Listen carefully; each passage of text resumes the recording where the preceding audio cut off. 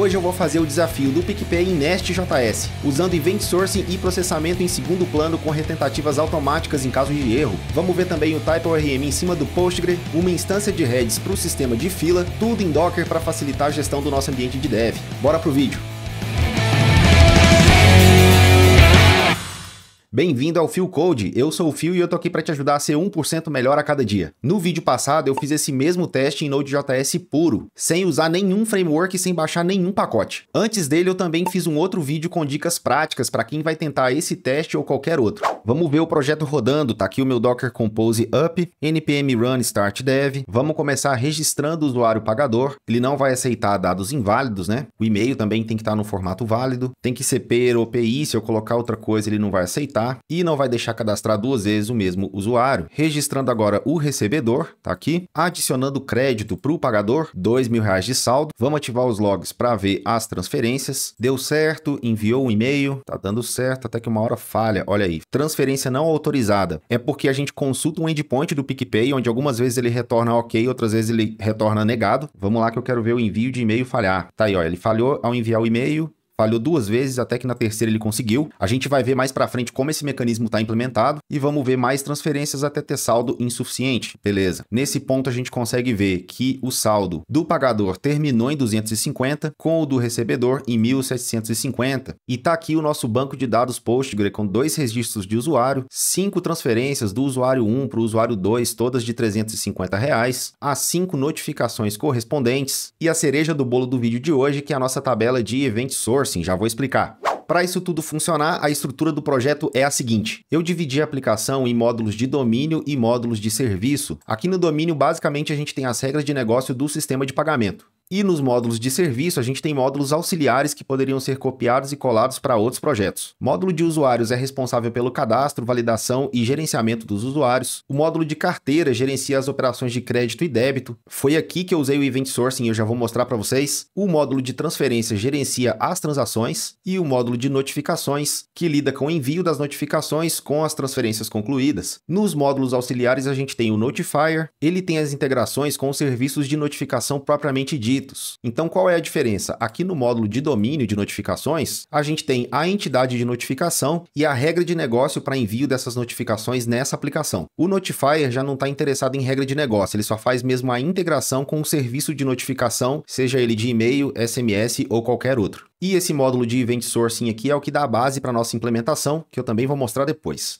Vamos ver em mais detalhes primeiro o módulo de usuários, que é o módulo mais básico da aplicação. Tá aqui a nossa entidade modelada com a ajuda do TypeORM, ID numérico autogerado, as colunas de e-mail e CPF CNPJ estão marcadas como unique, que além de prevenir registros duplicados, vão criar índice para deixar as consultas mais rápidas. As validações eu já deixei por conta da nossa Create User DTO, ela garante que é o tipo correto, que o campo obrigatório está preenchido, usa expressão regular para validar CPF e CNPJ, tem também um helper para validar e-mail, além de validar o tipo do usuário, que só pode ser payer ou PI. Tem também a User DTO para a hora da gente retornar dados da API. Eu uso esse exclude para omitir automaticamente qualquer propriedade que não tiver listada aqui com esse atributo de expose. E como a nossa propriedade password não está listada aqui, ela não vai aparecer no retorno. Vamos ver o fluxo então. A criação de um usuário começa com um post que já traz para a gente os dados validados. A gente passa a requisição para uma classe de serviço que vai ver a regra de negócio e no final transforma o registro nesse DTO para remover a senha, como eu acabei de falar. Aqui na Service, o método de registro vê se já não existe um usuário com o mesmo CPF e e-mail, faz o hash da senha, cria o registro, salva e retorna. No hash, a gente faz a criptografia usando o bcrypt. Quando eu uso o repositório, eu faço desse jeito aqui, que estende a classe base de repositório do TypeORM. E isso é útil para repositórios como esse da notificação aqui, ó, em que eu quero adicionar métodos customizados ao repositório. Na declaração do módulo, importa o TypeORM for feature user para a gente poder usar esse repositório do TypeORM aqui, registra os providers para uso interno no módulo, exporta a user service para ser usado em outros módulos da aplicação caso eles queiram interagir com o usuário. Isso dá um caminho claro e evita eles interagirem diretamente com o repositório de usuário, possivelmente pulando a cerca da regra de negócio. E como todos os módulos são estruturados mais ou menos da mesma forma, com clareza das responsabilidades e uma porta de interação bem definida, a gente tem o monolito modular, que é uma das sugestões do PicPay no teste.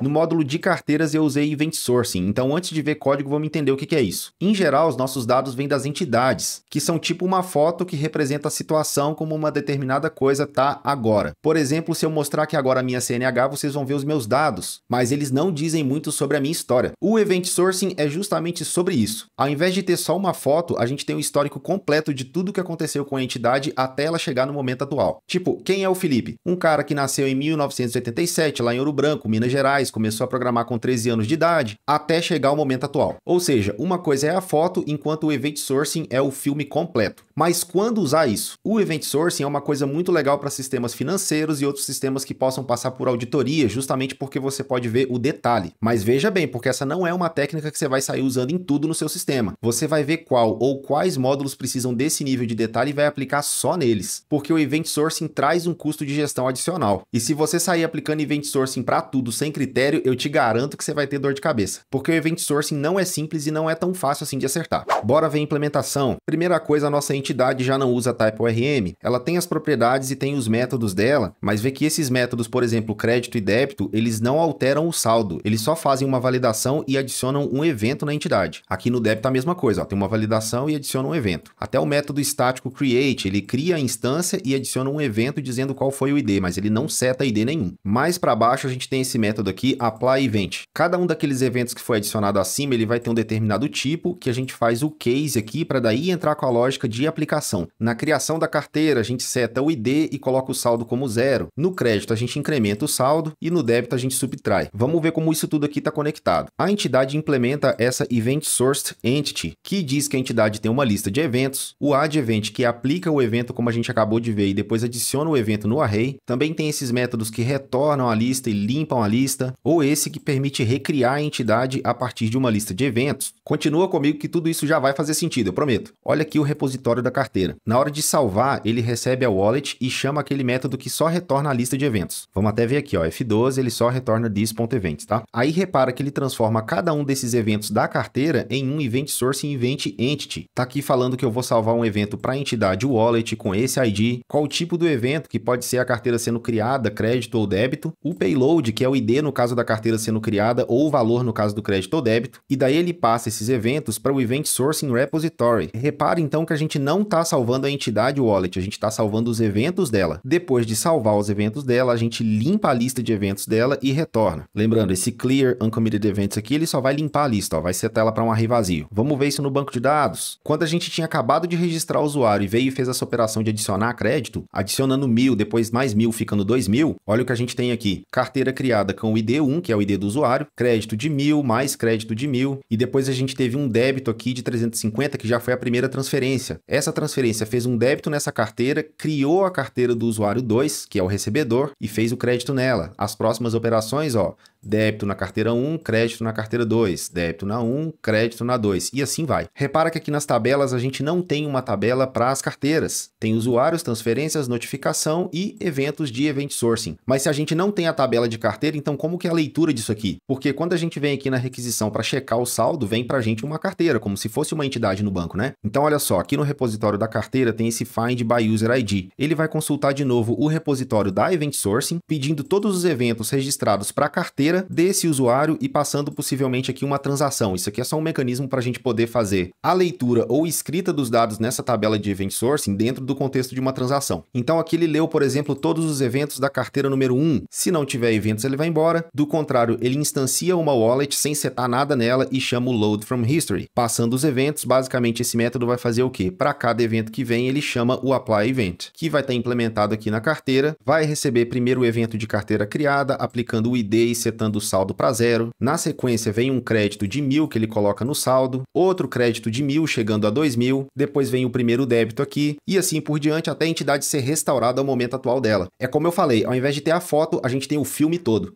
Para isso tudo funcionar, vamos dar uma olhada na estrutura de Event Sourcing que tem aqui, que eu mesmo criei. Só um aviso importante, não faça isso em casa, ou faça, mas só para treinar, porque essa estrutura aqui é bem simplificada e só serve para a gente estudar conceitos. O que eu fiz aqui não vai performar bem na prática. Para sistemas de produção, você vai querer usar tecnologias especializadas. Por exemplo, tem banco de dados especializado em Event Sourcing, então isso aqui é só material de estudo. Vamos ver primeiro esse Event Sourced Entity aqui. Essa é a classe base que foi herdada lá pela nossa wallet para ganhar a lista de eventos e os métodos para gerenciar essa lista. Depois tem essa Event Source e Event Entity aqui. Essa sim é gerenciada pelo type ORM e vai parar lá no banco de dados. Tem o ID sequencial do evento, o ID da entidade, por exemplo, carteira número 1, o nome da entidade para a gente saber que está falando de carteira, já que essa mesma tabela pode ser usada para guardar eventos de outras entidades. Qual é o tipo do evento, por exemplo, carteira criada, crédito ou débito, os dados específicos desse evento e o momento em que isso aconteceu. Tem esse Event Source in Event, que é só uma interface para a gente padronizar todos os eventos. Então, por exemplo, aqui o Wallet Created, ele vai implementar essa interface dizendo que o payload vai ter o ID como número, ou crédito, que também implementa a mesma interface, mas diz que o payload é um amount como número. Daí a gente tem o Event Source in Repository, que daí é um repositório padrão do type ORM mesmo. A única diferença é que os métodos de save e de find, eles aceitam esse manager que representa a transação. Então eu faço o save dentro da transação ou fora dela. Aqui no find também eu só recebo o nome da entidade, o ID da entidade específica, por exemplo, carteira número 1, e retorno todos os eventos na ordem que eles aconteceram.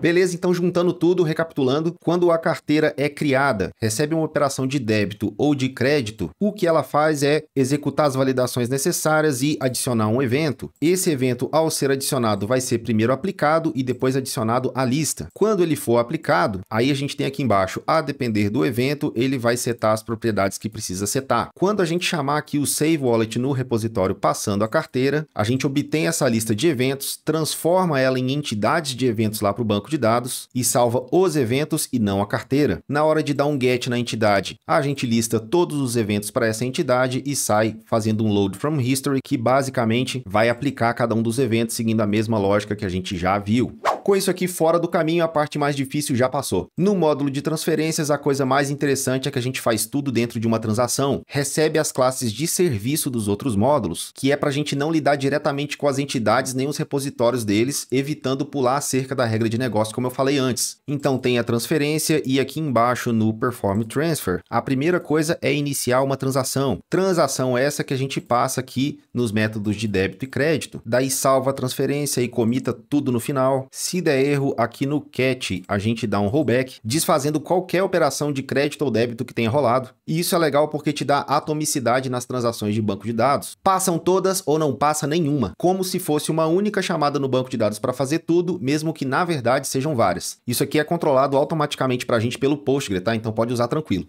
O envio da notificação, que acontece logo aqui depois do commit da transação, a gente sabe pela descrição do teste no PicPay que pode falhar. Para mandar notificação, a gente chama um endpoint que eles fornecem e esse endpoint ele é instável, às vezes ele retorna erro. Mas olha só, eu vou colocar mais crédito aqui e fazer mais transferências para a gente ver como ele lida automaticamente com as falhas. Ó, falhou uma vez, ele tentou de novo e mandou. E olha só como isso acontece de forma transparente para a classe de serviço de transferência. A gente chama o notification service.notify, que vai obter o usuário, mandar uma notificação através do e-mail notifier, criar o registro da notificação e salvar no banco de dados. A sacada mesmo está nesse e-mail notifier.send, porque o que ele faz não é mandar a notificação, é só colocar o job da notificação numa fila para ser executado em segundo plano. Então o send coloca esse trabalho na fila e já retorna. Na sequência, o próprio Nest.js vai abrir para a gente um outro processo para processar essa job, fazendo o post para esse endpoint que foi fornecido pela equipe do PicPay, verificando se deu sucesso, do contrário lançando um erro, e com esse erro ele vai tentar de novo porque a gente especificou na hora de adicionar o job na fila que ele tem 10 tentativas no total, até 10, com 1 segundo entre cada tentativa.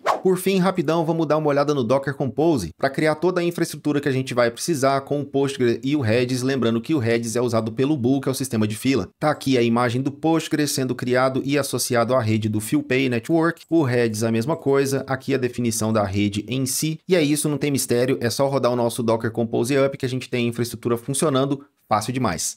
Opa, deixa o like e compartilha aí. Espero que você tenha aprendido alguma coisa que hoje, mesmo mais uma vez eu não tendo atendido todos os requisitos do teste do PicPay. Eu não entregaria esse projeto do jeito que ele tá, faltou dar mais um talento nele, mas não deu tempo. Por exemplo, eu queria ter feito testes unitários e end-to-end, lembrando que no vídeo anterior, pelo menos eu fiz os testes unitários. Queria também ter colocado microserviço para desacoplar a parte de notificações. Eu faria a transação emitir um evento de transferência concluída, que iria lá para o RabbitMQ, que é um broker de mensageria, para ser recebido e tratado lá na outra ponta pelo microserviço de notificações, que iria fazer o trabalho dele de forma completamente desacoplada do serviço de transferências. Não deu tempo, fica para uma próxima, mas é até melhor porque esses são tópicos que eu quero mostrar com mais profundidade em vídeos dedicados. Valeu!